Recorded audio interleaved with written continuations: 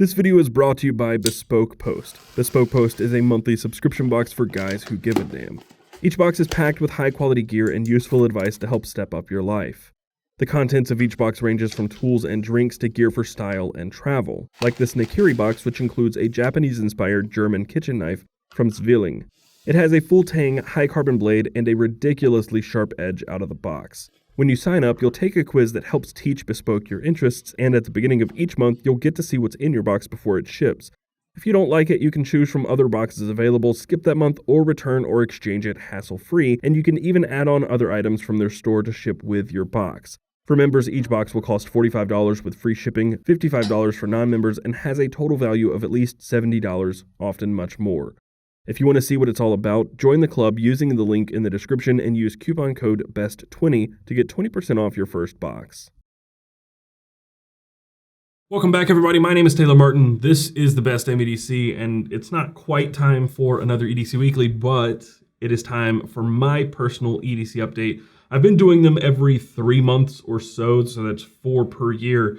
But the problem with that is that when I spread them out that far, there's so much new stuff that I want to show you guys a ton of new gear. But also something has happened in the last, let's say, month or so, where I actually started carrying the same stuff day in and day out. The irony in me starting this channel is that it kind of made me not have an everyday carry. I liked everyday carry so much that I started a channel about it, and then because I had so much new stuff all the time, I was never carrying the same thing, ergo I didn't have an EDC. But I've been so busy lately that I have not really had time to think about swapping this out or changing this out, and I agreed to carry the Fox & Knife Suru for an entire month.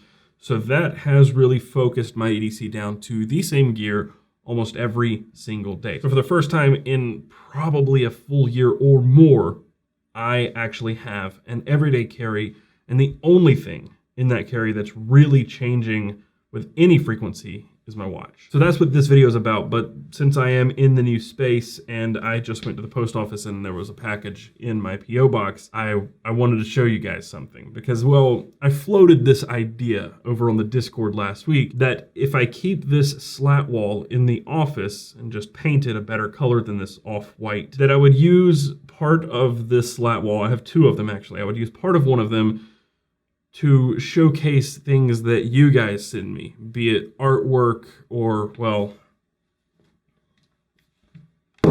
this. I don't know if you can see that. Can you see that? Can you read what's on there? You're nuts. So this came from Gene over in the Discord server, and yeah, I know what's in here. So this has earned a spot on the wall. The first thing going up on the wall, oh, these are hot. Oh, boy. Oh, well.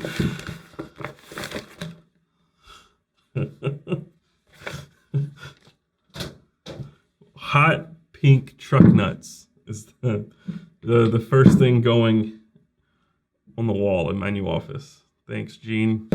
Well, might as well get it over with.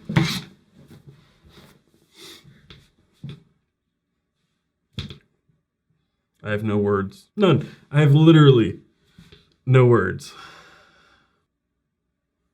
Let's do the damn thing.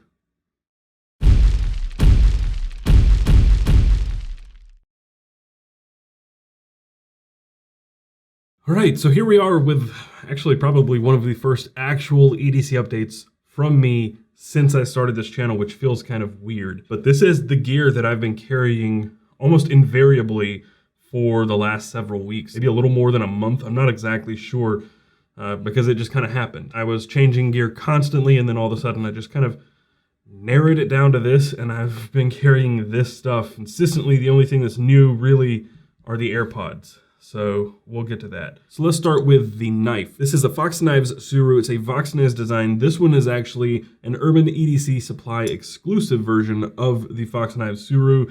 It has blasted titanium scales with the holes.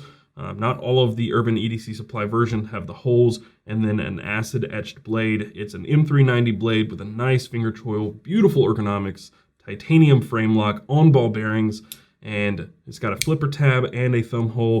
And the Spidey flicks out of this take a little bit of work and practice. The detent on this knife is insane. out of the box, but it's just a little bit of work and it becomes an amazing fidget knife, but also a very, very utilitarian knife. It's small. It's a pretty small knife, but you can get that good purchase on an amazing purchase. It's a full finger knife if you use the choil. That's why I have a little lanyard on here. The lanyard allows you to get a little bit of a better grip without using the choil. I also have a little nuke on here from Carry Commission or Rip's Garage Tech and my buddy Rick over at Zero Feud.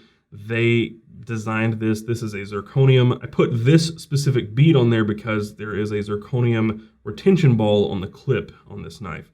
So just a nice little touch matching some zirconium just because. But anyway, I've carried this knife before in the past. I've been carrying this all of November. I will continue carrying it at least through the end of November. And then I've got a few other things that I need to do in December. But this knife, the more I use it, the more I like it. And I'm a huge fan of Voxnays. Jesper is an amazing designer. He has some really, really great designs. And he and Anso with Giant Mouse Knives.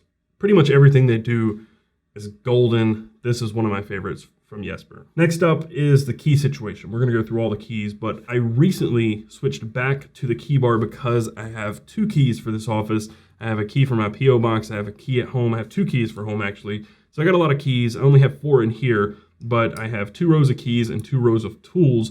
And this is just more useful to me when I'm constantly coming in and out of here, going to the P.O. box several times a day. Like, I am constantly using my keys, and having them on this was just not working out for me. So I have the key bar and I keep this in my front left pocket. It's clipped and I have on here 4 tools. I have 2 on that side, well, 3 tools really. I have a fingernail file with the nail cleaner, I have a toothpick, and I have tweezers, so all pretty much grooming tools.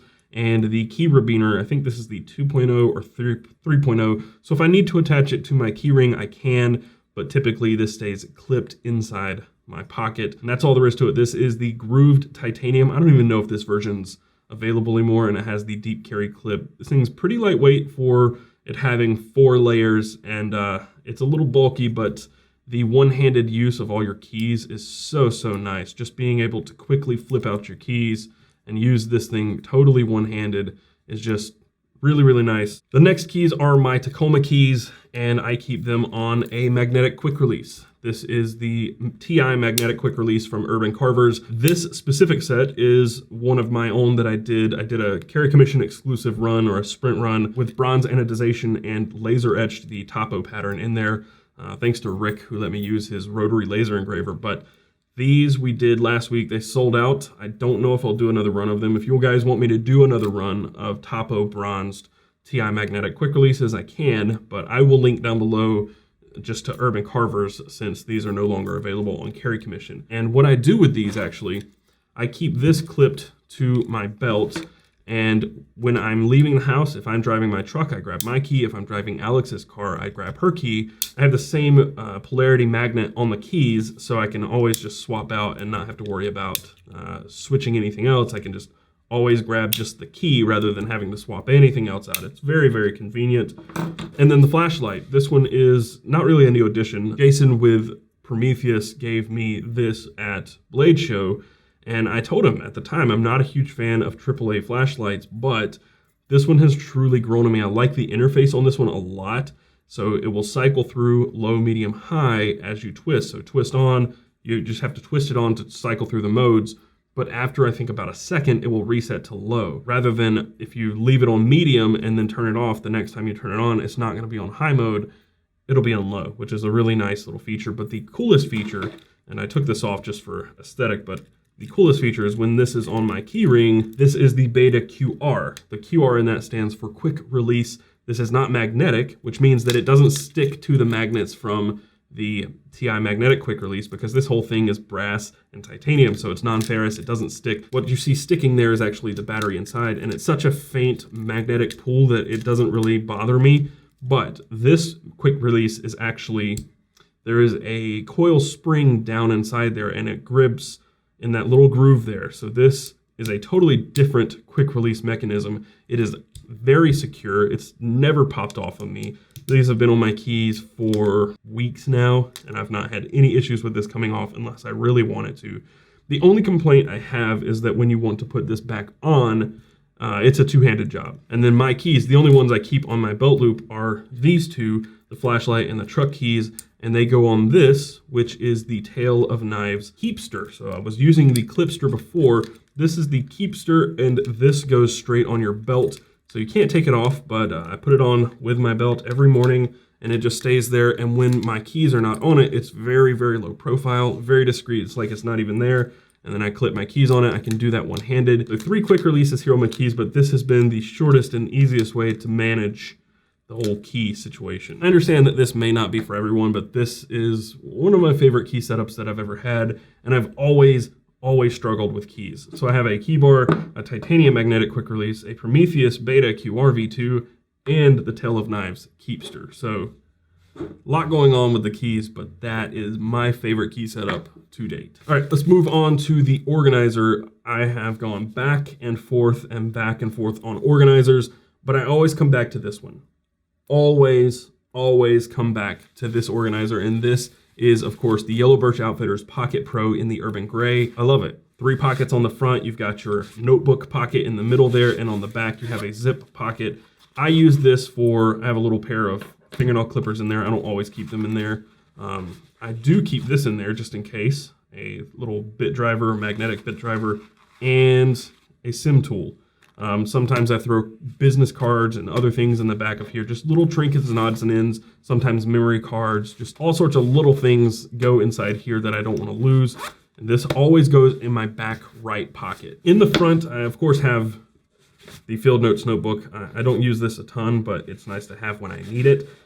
But the pen of choice is, of course, my Cara Commission Custom Big Idea Design TI Click EDC. This has the Topo Blurple clip and the bronze anodized body. And mine, of course, I flamed the grip and left it. So this pen, I love this pen a lot, and I have the Schneider Jellion 39 in here, which is the refill that comes in all of the Big Idea Design pens. The pry tool in the middle, of course, you guys know what this is. This is the Lynch Northwest All Access Pass 1.5. This is the bigger version. I had the 2.0, I still have it, but it was just a little small for me. This one stays in here or clipped to my left front pocket, only because having a little flathead pry tool that's away from like a Swiss Army knife or something is just really convenient for me. So I can always keep this clipped to my pocket or in this thing, and I've always got something to take a plate off a camera or pry something open. People ask, what do you pry open with your pry tools all the time? I don't use a pry tool a lot. I use it for cans, popping open the tab on cans a lot because I don't always have fingernails, and mostly removing plates from cameras and just scraping stuff sometimes.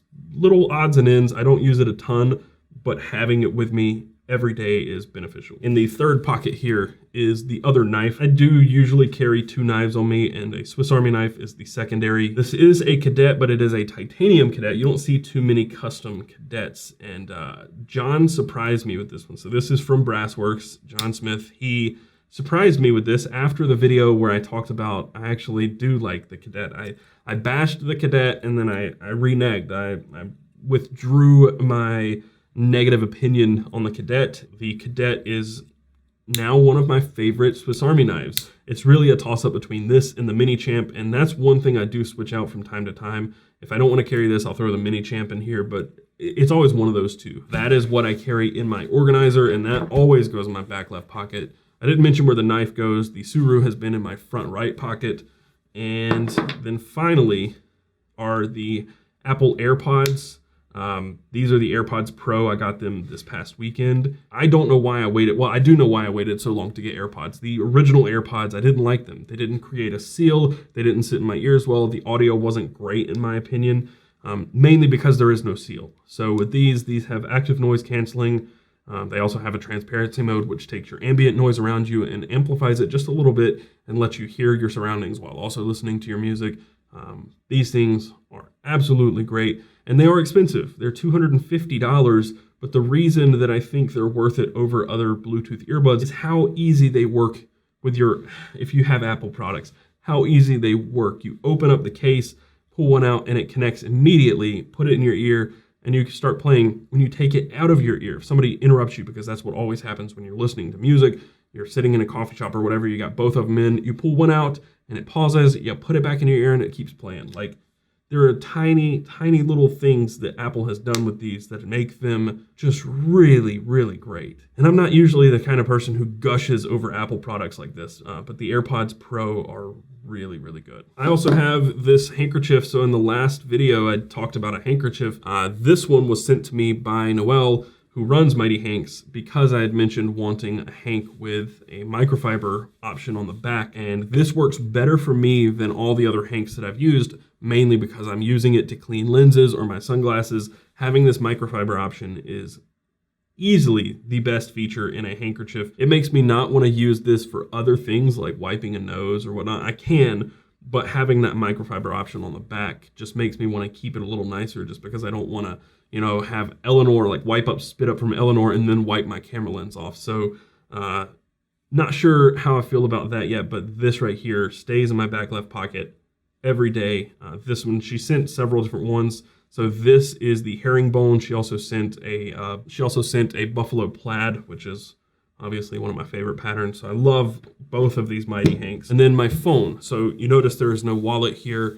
I still carry an iPhone 10. I've had this for years now. Whenever they came out, I got one, and I haven't really seen a need to upgrade, even though I'm having some issues with it lately, with it being a little slow and just freezing up on me.